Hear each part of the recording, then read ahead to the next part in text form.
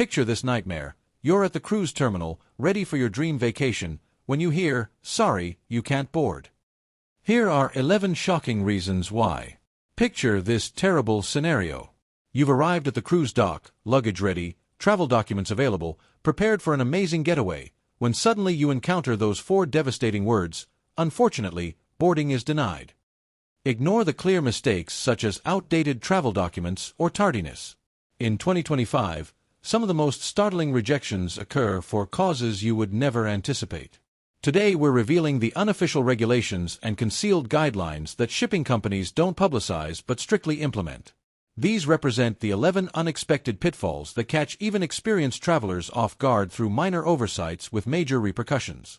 Let's dive in and ensure this disaster doesn't befall you. Section 1. Criminal History Blocking Entry, including DUI. First, past convictions impact admission standards.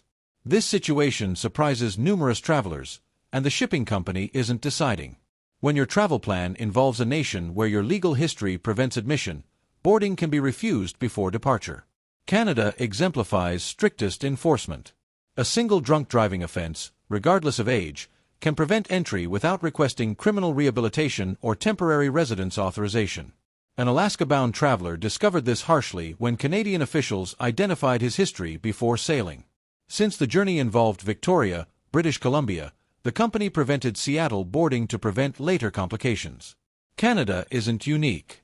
Australia, New Zealand, and various Asian nations maintain rigid admission standards for specific violations. Though shipping companies rarely conduct background investigations personally, passenger lists reach port officials beforehand. If a nation prohibits your entry, companies often refuse boarding completely to preserve the schedule. With any legal history, even very old, investigate admission requirements for each destination before purchasing. When uncertain, obtain legal counsel or request exemptions early. Don't gamble.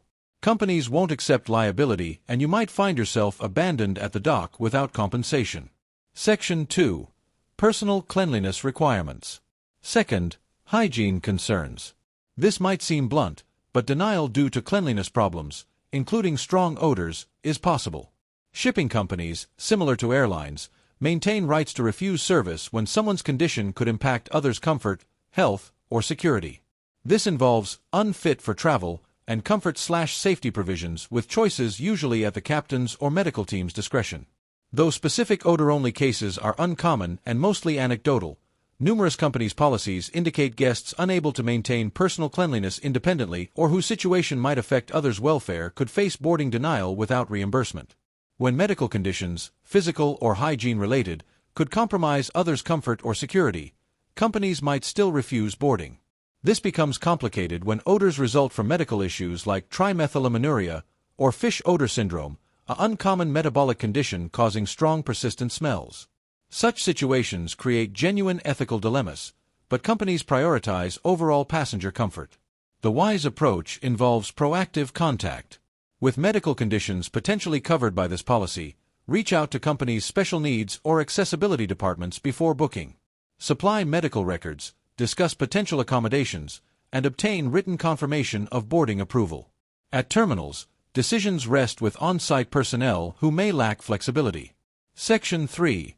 Malicious reservation cancellation. Third, your booking was deliberately canceled. You face denial not for your actions, but because someone chose to sabotage your journey. This occurs when someone obtains your confirmation number and personal information. That's sufficient. In an actual incident, a traveler shared a screenshot of their $15,000 family cruise confirmation on social platforms. Within hours, an unknown individual traced to British Columbia used that number to access and cancel the reservation. The family traveled to Miami, luggage ready, hoping for last-minute resolution, but the vessel departed without them. Their room was gone, the ship was full, and their dream vacation had disappeared. Carnival provided interior accommodations as replacement, far from their original booking, but the harm was done. This demonstrates traveler vulnerability. One confirmation number in the wrong hands can eliminate months of planning instantly. Protect that number like banking credentials. Never share reservation screenshots or sensitive information online. In today's environment, innocent posts can invite someone to ruin your vacation. Section 4. minor booking information errors. Fourth, incomplete or incorrect booking details. This represents those errors seeming insignificant until destroying your entire trip. Incomplete or incorrect booking information means system errors, typos, or mismatched reservation details. Your booking record must precisely match legal identification. This requires your complete legal name, accurate birth date, and correct passport information. One traveler learned too late that their booking showed the wrong birth year. Immigration identified it during manifest verification, and the company couldn't correct it before departure. With no correction time, he faced immediate boarding denial. Here's the problem. These issues can occur even with months advance booking. Wrong passport numbers, missing middle names, or incorrect suffixes can create trouble, especially on international voyages where manifests reach port authorities early. If details don't match precisely, it becomes a legal and logistical nightmare. Don't wait for check-in. Examine every detail upon receiving booking confirmation and correct errors immediately. A 5-minute call months before departure beats a last-minute pier disaster. Section 5. Inadequate identification documents. Fifth, insufficient or mismatched identification papers. This represents one of the most frequent and heartbreaking reasons passengers never pass the pier, and it's almost always avoidable. Expired passports and missing visas are clear problems, but real danger lies in small details. Shipping companies don't just verify passport possession. They check for perfection. Minor tears, water damage, or faded photos can invalidate them. One couple lost their trip over loose passport stitching even though another country had accepted it weeks earlier. Name discrepancies are another trip destroyer. If your name changed through marriage, divorce, or gender transition and doesn't match identification exactly, you'll need legal proof documents. Some companies like Carnival don't accommodate middle names or suffixes in booking systems, potentially causing problems when booking and identification don't align. Even for closed-loop voyages from U.S. ports, sometimes allowing birth certificates and photo identification, only original official documents are accepted. Photocopies or phone pictures will result in denial. Crucially for families, when traveling with children who aren't yours, like grandchildren, nieces, or nephews, you must carry notarized parental or guardian consent letters. This applies to single parents traveling internationally too. Complete the tedious tasks. Triple-check documents. Verify expiration dates. Match names exactly, and bring required paperwork. It could determine sailing away or staying behind. Section 6. Health-related travel denials. Sixth, travel unfitness due to health issues. This isn't frequently discussed, but it's a genuine boarding denial reason. It's not just about fever anymore. Shipping companies have terminal medical staff, and if they determine you're unfit for travel, whether from visible symptoms or recent health problems, they can refuse you immediately. One woman was flagged for persistent coughing she knew was allergies. She wasn't contagious, but staff feared something more serious. After quick evaluation, she faced boarding denial without refund. In rare instances, passengers using wheelchairs or mobility aids have been turned away, but only when additional medical or safety concerns existed, never for mobility alone. These examples show how cautious and subjective these decisions can be. Any visible illness signs, suspected contagious conditions, significant cognitive impairment, or recent major surgery can result in boarding denial. Many cases require signed, fit-to-sail letters from your physician, especially with recent or ongoing medical conditions. Cruise ships aren't hospitals, and sea-based medical emergencies are difficult to manage. With any recent or ongoing health concerns, physical or mental, contact companies' medical departments well in advance. Declare your condition, confirm required paperwork, and avoid last-minute terminal surprises. Section 7. Age restrictions affecting young travelers. Seventh, unaccompanied minor and age requirements. This rule silently destroys spring break dreams and graduation trips before they start. Being old enough to book doesn't mean being old enough to sail alone. Most major companies have strict minimum age requirements for occupying staterooms without older companions. Sailing from North America with Royal Caribbean, Carnival, Norwegian, Princess, or MSC requires being 21 or older for your own cabin. Travelers under 21 must accompany someone aged 25 or older, unless legally married or active military. Here's a twist. Sailing with Royal Caribbean from outside North America drops the solo sailing minimum age to 18. But Carnival and Norwegian maintain their 21+ rule globally, unless you meet exceptions. Virgin Voyages takes a different approach. It's adults only, and 18 is the absolute minimum to book and sail. Imagine this. College friends arrive in Miami, boarding passes ready, but none are 21. The voyage is fully paid, but at check-in, their identification reveals the truth. The ship departs without them. No cabin, no refund, no exception. Before packing, verify the company's minimum sailing age policy. Remember, it depends on your departure port and brand. Spending minutes verifying this could save thousands of dollars and your vacation. We're deep in the Shadow Rulebook. If you find this valuable, please hit the like button so more travelers can see these warnings. Thank you. Now, let's discuss how your suitcase contents could create trouble, not just with the company, but with local law enforcement. Section 8. Prohibited clothing items. 8th. Offensive or inappropriate attire. Many travelers don't realize clothing can impact trips and sometimes create legal trouble. This includes garments with offensive or explicit messages, plus items potentially violating local laws. For instance, in countries like Barbados, Jamaica, and Antigua and Barbuda, wearing camouflage is illegal for civilians, including tourists. These patterns are strictly reserved for military use. If your voyage stops at these destinations and you wear camouflage ashore, you could face fines, be asked to change, or be denied entry by local authorities. In one instance, a passenger wore a camouflage tank top on embarkation day and was pulled aside. He considered it just a fashion choice, but staff warned that wearing it ashore could lead to penalties or arrest. While enforcement varies and some passengers report no problems, it's not worth risking. Ship staff may also request clothing changes if deemed inappropriate for the family-friendly environment. Refusing compliance could result in boarding denial or ship removal.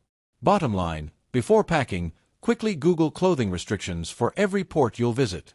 As a general rule, leave camo and anything with controversial or explicit content at home to avoid unnecessary stress or missing ports you were excited to see. Section 9. Mandatory Safety Drill Failure.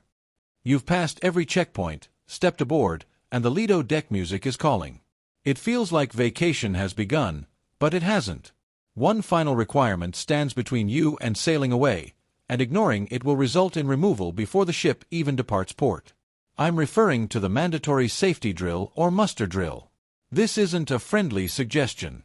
It's required under international maritime law. Every passenger must complete it. Yet, on every voyage, someone decides the rule doesn't apply to them. They hide in cabins or head to bars, hoping no one notices. But crew members notice, security officers check cabins, call your name over the PA, and give one last chance. Fail to appear and they'll deactivate your cruise card and escort you off the ship. No arguments, no refunds, just you standing on the pier watching your vacation sail away without you. Pro tip: treat the muster drill as your trip's most important appointment.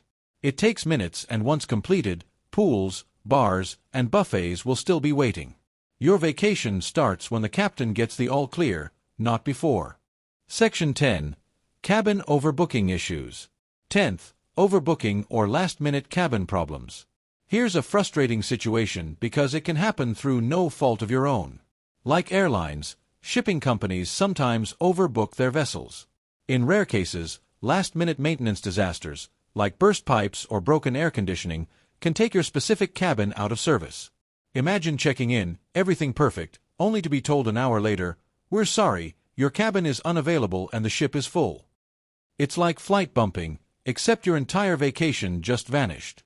While most companies handle overselling by offering volunteers generous compensation to change sailings, passenger reports confirm involuntary bumping can still occur, especially with guarantee cabins or sudden maintenance issues. Documented overselling and last-minute cabin cancellation cases have occurred as recently as this year. If this happens to you, don't accept the first offer given. Negotiate better terms, such as full refunds plus significant credits toward future voyages. You can't eliminate this risk entirely, but you can lower it. Book directly with companies. Avoid guarantee cabins and complete online check-in the moment it opens. Passengers with early check-in and confirmed cabin assignments are least likely to be bumped. Section 11. credit card disputes leading to bans. 11th, filing post-voyage credit card disputes or chargebacks. This is one reason that surprises travelers, sometimes years after their last sailing. It occurs when passengers, unhappy with some cruise aspect, file credit card disputes or chargebacks once home. Maybe their shore excursion was cancelled, the cabin didn't match brochures, or they weren't satisfied with future voyage credits. Banks might agree and issue refunds, but companies don't see it that way. To them, it's unpaid debt, and they have long memories. Many passengers only discover fallout when trying to book another trip, finding they're on companies' no-sale lists. Some even receive debt collector letters demanding repayment. In one publicized Norwegian cruise line case, a passenger disputed $3,000 for canceled cruise credit, got her money back, and thought it was over until learning she was banned from sailing with that line forever. The lesson is simple. Resolve billing issues directly with companies first. A quick bank victory might cost you every future trip with that brand. Bonus: top insurance mistake. The number one insurance mistake. Before concluding, here's one final bonus tip. This isn't a denial reason, but it's the top mistake costing travelers thousands. Many assume travel insurance is a magic shield, but it often won't cover many reasons we've discussed. Denials due to criminal records or booking name mismatches are typically seen as traveler fault, and most policies won't reimburse you. Always read your policy's fine print. The takeaway is simple. A little extra preparation means you'll be sipping cocktails on deck instead of watching your ship sail away. To be fully prepared, make sure you know the more common denial reasons we covered in part 1 of this series. You can watch it right here on screen. Thanks for watching.